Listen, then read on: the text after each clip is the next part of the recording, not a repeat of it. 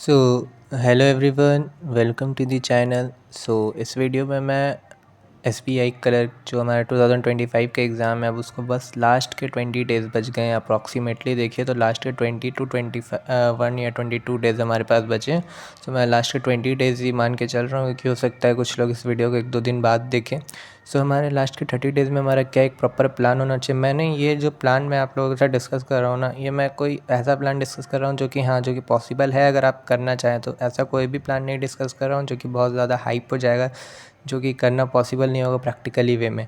इसलिए मैं बहुत कुछ ज़्यादा ही नहीं एक्सप्लेन कर रहा हूँ, बस मैं उतना मिनिमम रिक्वायरमेंट बता रहा हूँ जो कि एकदम बेसिक जो कि आप ध्यान रखेंगे। पढ़े आप सब कुछ है, अब लास्ट के 20 दिन बचे गए हैं, तो इतने दिनों में आपने सब कुछ पढ़ लिया होगा, सारा रिवाइज़ भी कर लिया होगा, मॉक टेस्ट भी लगा लिया होगा, सब कुछ कर लिया होगा, आपको सारा सिलेबस भी रिवाइज़ होगा, सब होगा, मैं ये मान के चल रहा हूँ। बट लास्ट के 20 दिन को और कैसे बूस्ट करें, अपने प्रिपरेशन को और कैसे बूस्ट करें, उसके लिए मैं ये वीडियो बना रहा हूँ। चलिए शुरू करते हैं। जैसे कि हम लोग को क्या करना है ना, आप कुछ पॉइंट्स मैं यहाँ लिखा हूँ जिसको आप बिल्कुल मिस मत कीजिएगा, इसको ध्यान रखिएगा। जैसे रिवाइज़ योर ओन नोट्स, मैं ये मान के भी चल रहा हूँ कि आपने अपने नोट्स को तो रिवाइज़ करना चालू कर ही दिया होगा, आपने जो भी नोट्स बनाया उसको रिवाइज़ करना चालू कर दिया होगा।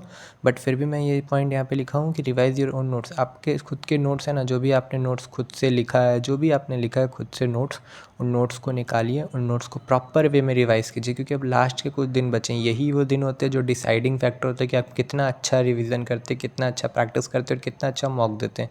क्योंकि पहले सबको ही किए होते, पहले जितने भी स्टूडेंट एग्ज़ाम बैठेंगे सबको ही अब तक रिवीजन मॉक प्रैक्टिस सब कर लिए। बट लास्ट के दिनों में क्या होता है ना, हमारा प्रेशर बढ़ते रहता है, हम फंबल होते जाते हैं, हम टेंशन होते रहता है, एंजाइटी होते रहता है। तो इस सिचुएशन में भी जो ढंग से प्रैक्टिस कर लिया, जो ढंग से रिवीजन कर लिया, जो ढंग से मॉक टेस्ट दे दिया, तो उसका स्कोर 110% श्योर है कि बढ़ेगा ही बढ़ेगा जहाँ भी अभी आ रहा है। तो रिवाइज़ कीजिए अपने आपके जो भी प्रॉपर नोट्स हैं, आपके जो भी नोट्स जो आपने बनाए होंगे उन्हें प्रॉपर रिवाइज़ कीजिए। देन सेकेंड पॉइंट है प्रैक्टिस। जितना ज़्यादा प्रैक्टिस कीजिएगा ना, उतना ज़्यादा आपको अच्छा रहेगा। आपके पास 3 सब्जेक्ट है, आपको पता है आपके पास 3 सब्जेक्ट से क्वेश्चन आने वाले। उन तीनों सब्जेक्ट का जितना भी सब टॉपिक है जो इम्पॉर्टेंट है, जिसका वेटेज बहुत ज़्यादा है, उन सबको बहुत अच्छे से रिवाइज़ कीजिए। आपको कैसे पता चलेगा कि किसका टॉपिक वाइज वेटेज कितना है, नहीं है।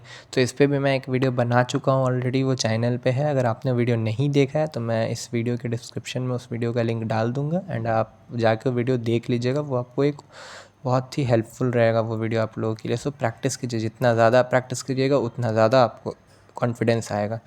देन थर्ड पॉइंट है एनालाइज़ योर मिस्टेक। जब आप प्रैक्टिस और रिवीजन करते हैं ना, तो आप वहाँ पे अपने आप एनालाइज़ कीजिए कि आपका क्या मिस्टेक हुआ जब आप प्रैक्टिस किए। इसलिए मैंने पहले रिवीजन रखा, पहले रिवाइज़ कर लिए, फिर आप प्रैक्टिस करने गए। जब आप प्रैक्टिस किए तो वहाँ पे आपसे कुछ ना कुछ क्वेश्चन गलतियाँ हुई। अब आप उन गलतियों को एनालाइज़ कीजिए, एनालाइज़ योर मिस्टेक, अपने मिस्टेक को एनालाइज़ कीजिए और एक प्रॉपर एक शीट बना लीजिए।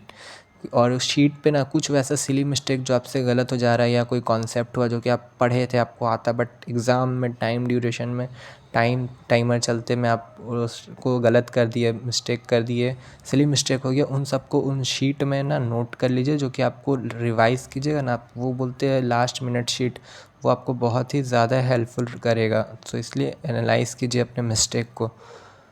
Mock test in the time duration. अब आप जब प्रैक्टिस किए, फिर एक ये तो आप पर्टिकुलर चैप्टर्स के प्रैक्टिस किए, ठीक है। अब आप मॉक टेस्ट दीजिए, फुल मैनर में मॉक टेस्ट लगाइए और इन टाइम मैनर में लगाइए। मतलब आप लोगों का जो भी स्लॉट में एग्ज़ाम होगा ना, वो पर्टिकुलरली स्लॉट में बैठिए पेपर देने के लिए।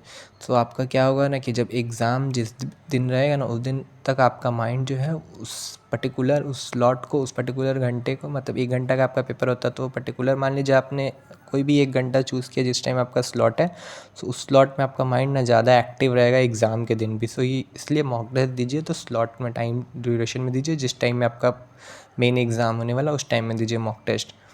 ये आपके लिए बहुत बेनिफिशियल रहेगा। Then next point, practice every subject.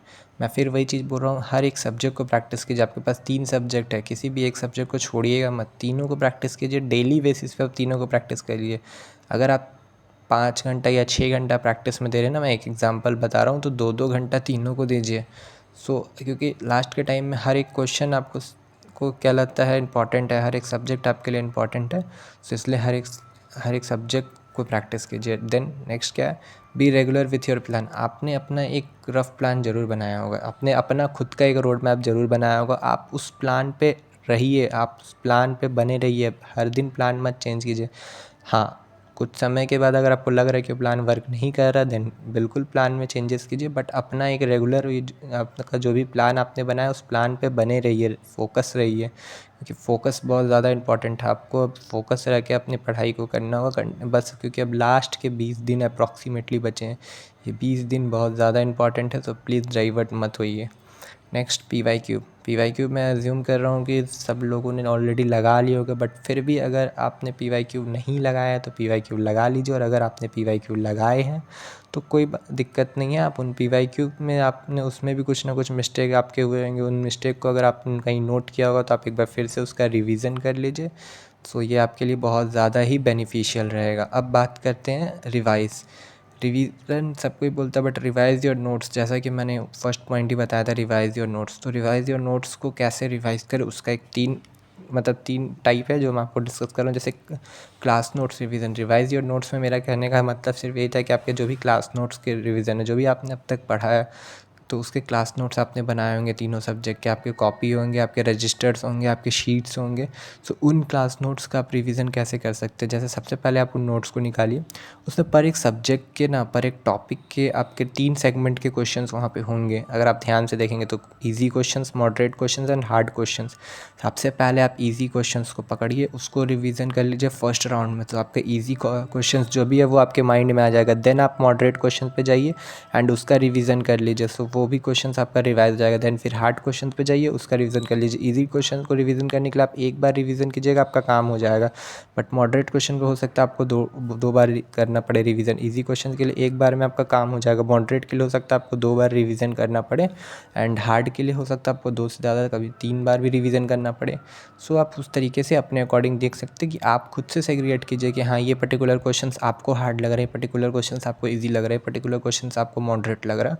सो वो आप अपने अकॉर्डिंग कर सकते हैं, क्योंकि ये हर स्टूडेंट टू स्टूडेंट डिपेंड करता है।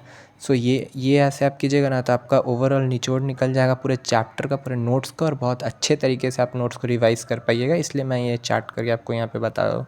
अब बात करते हैं प्रैक्टिस। तो प्रैक्टिस कैसे कर सकते हैं? जैसे प्रैक्टिस भी मैंने बताया था, क्योंकि रिवीजन और प्रैक्टिस बहुत ज़्यादा इंपॉर्टेंट है लास्ट के दिनों में ना, तो इसलिए प्रैक्टिस भी आप 3 तरीके से कर सकते हैं, जैसे topic wise, section wise and complete mock.